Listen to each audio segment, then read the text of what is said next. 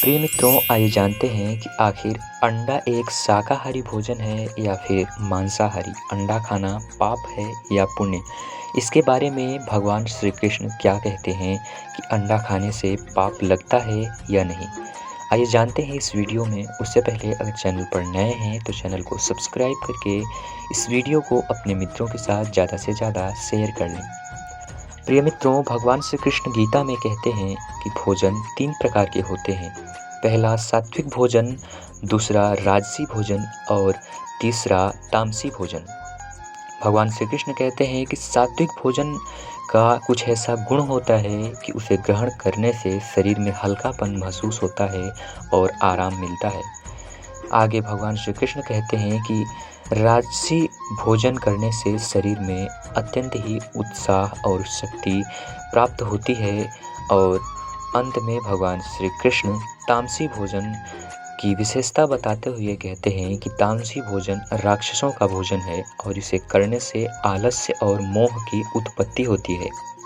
भगवान श्री कृष्ण कहते हैं कि वास्तव में अगर देखा जाए तो सत्व, रज और तम, इन 3 गुणों के कारण ही मनुष्य अपने जीवन में अनेक बदलाव करता है।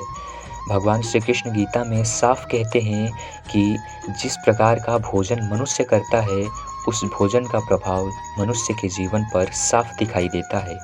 भगवान श्री कृष्ण कहना चाहते हैं कि अगर कोई मनुष्य सात्विक भोजन करता है तो उसके जीवन में उन्नति बहुत ही आसानी से आती है और राजसी भोजन करने वाले अत्यंत ही शक्तिशाली बन जाते हैं, जबकि तामसी भोजन करने वाला मनुष्य आलसी एवं मोह से लिप्त रहता है।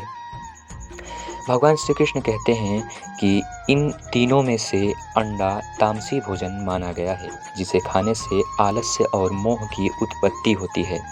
अब आइए जानते हैं कि आखिर अंडा क्यों बेहतर है।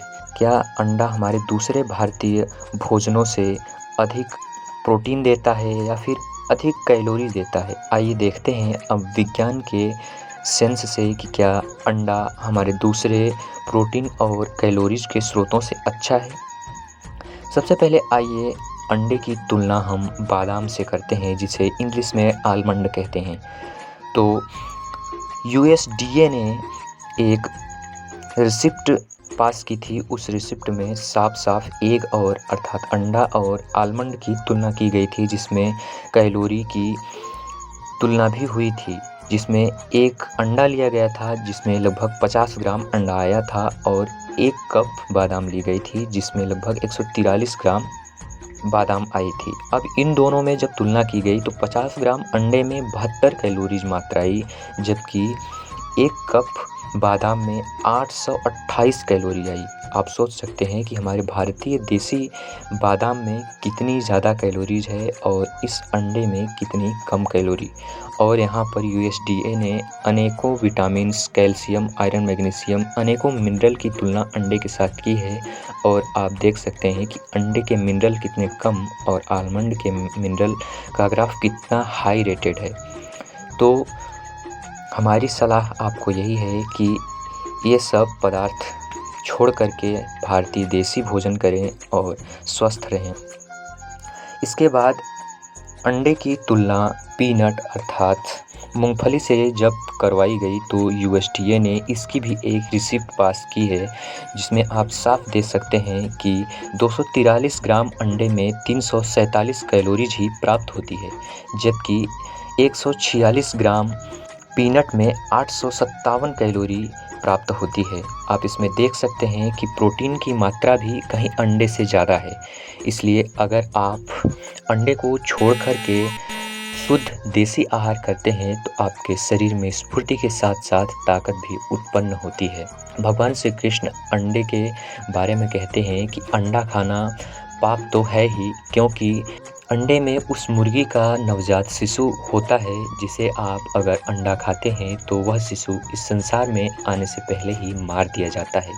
और किसी माँ के बच्चे को संसार में आने से पहले ही मार देना अर्थात भ्रूण हत्या भगवान श्री कृष्ण के अनुसार सबसे बड़ा पाप होता है।